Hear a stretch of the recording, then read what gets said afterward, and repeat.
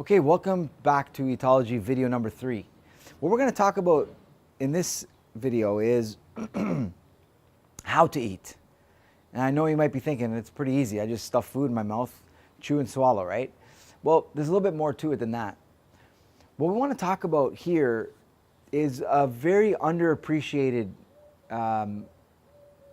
aspect of eating.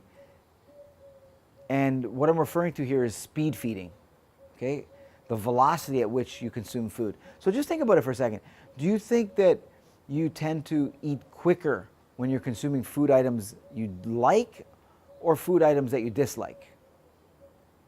Well, if you think of any teenager, typically, if they dislike a food, they'll just keep playing with their plate forever and just keep it in their mouth and chewing it forever, right? Unless it's something really gross, like a raw egg.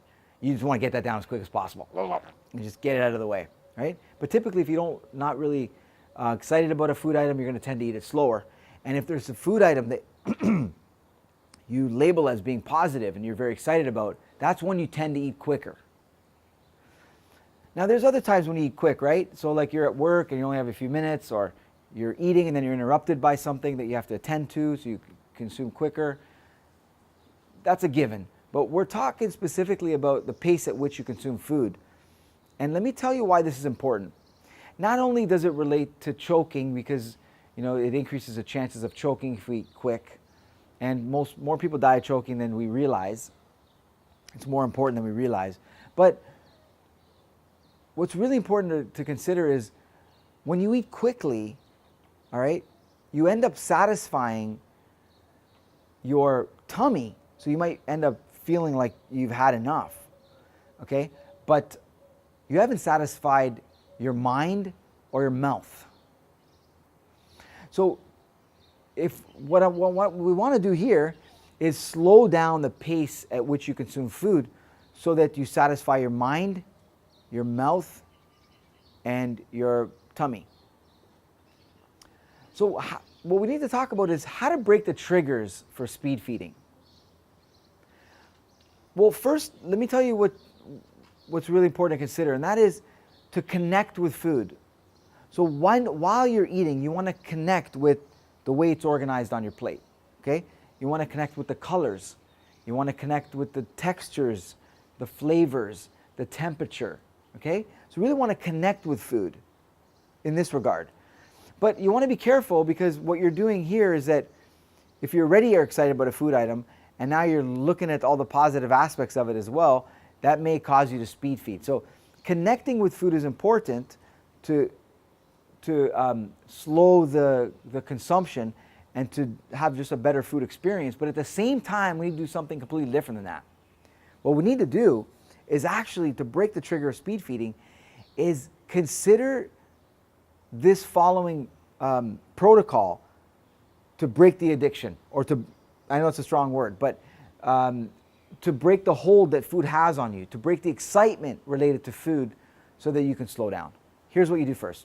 1, list the items of foods that you consider to be, or that you eat quickly. Okay, things like popcorn, or sandwiches, or French fries, or pasta, whatever comes to mind that you consume on a regular basis that you find causes you to speed feed. Okay? Now what you want to do is you want to take that item that has the greatest hold on you. So we've isolated this item here. Now what we want to say is, what aspects of that item in the past when you consumed it gave you negative feedback?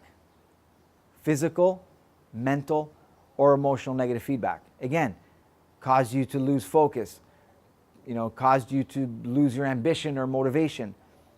Mental, caused you to physically feel some sort of negative symptoms, okay? Cause you to become emotional.